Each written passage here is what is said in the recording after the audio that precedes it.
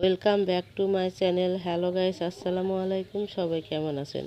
আশা করি সবাই ভালো আছেন। আল্লাহর রহমতে আমিও ভালো আছি, আলহামদুলিল্লাহ। তো আজকের ব্লগে আপনাদের সাথে শেয়ার করবো একটা মজার একটা নাস্তার রেসিপি।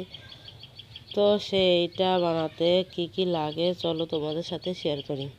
তো আমার লাগবে হচ্ছে ময়দা বা আটা, যেটাই হোক না কেন, দুটোই একটা হলেই হবে। তো আমি পরিমাণ মতো ময়দা নিয়েছি, তার ভিতর অল্প একটু পরিমাণ স্বাদ মতো লবণ দিয়ে দিয়েছি। লবণ দিয়ে অল্প অল্প পানি দিয়ে ডোটাকে মাখিয়ে নিচ্ছি।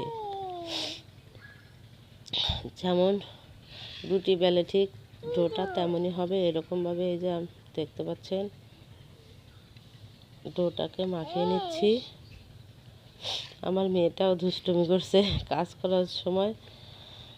তো এই যে দেখতে পাচ্ছেন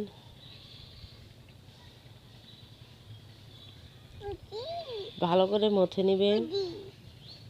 মথে নিলে ভালো হবে। বেশ কয়েকক্ষণ সময় ধরে ডোটাকে ভালো করে মাখিয়ে নেবেন। তো এখন মাখানো শেষ। এখন আমি এই যে দেখেন আমার আম্মু আমাকে বেলে দিচ্ছে।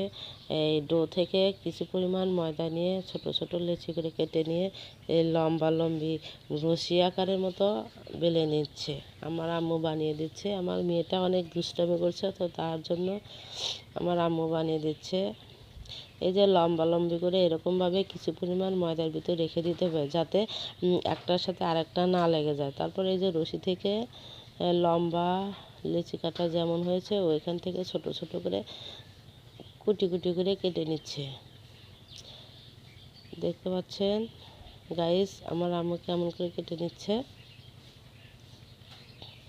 কেটে নিয়ে আবার ময়দার সাথে একটু মাখিয়ে দিচ্ছে, যাতে একটার সাথে আরেকটা না লেগে যায়। যেহেতু কাঁচা আটা বা ডো, সেই জন্য এমন করে নিচ্ছে। তো এভাবে সবগুলো লম্বা লম্বি ডো থেকে লম্বা লম্বি করে এরকম করে কেটে নিচ্ছে। তো আমার চ্যানেল যদি ভালো থাকে আপনাদের কাছে, তাহলে প্লিজ লাইক কমেন্ট করবেন আর সাবস্ক্রাইব করে দিবেন চ্যানেলটি।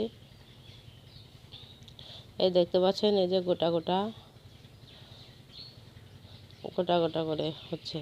তো এখন আমার সবগুলো করা শেষ। তো তখন আমার লাগবে হচ্ছে এখন দুধ। তো আমি 1 কেজি পরিমাণ দুধ নিয়েছি, 1 লিটার দুধ নিয়েছি। দুধটা আমি জাল করে নিচ্ছি। তার ভিতর দিয়ে দিয়েছি তেজপাতা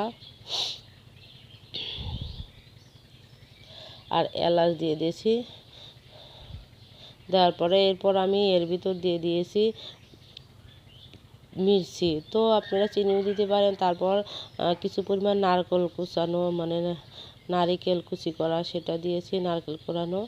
তারপরে দেওয়ার পরে এই যে আমি দিয়ে দিলাম সেই নোটানিগুলো। এটাকে বলা হয় আমাদের আঞ্চলিক ভাষায় নোটানি।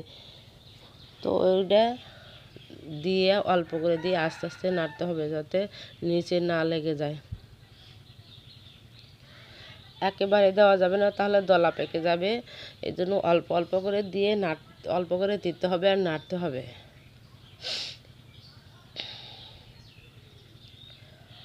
এভাবে অনেকক্ষণ রান্না করার পরে, বেশ সময় 5-7 মিনিট রান্না করার পরে লো আঁচে রান্না করতে হবে,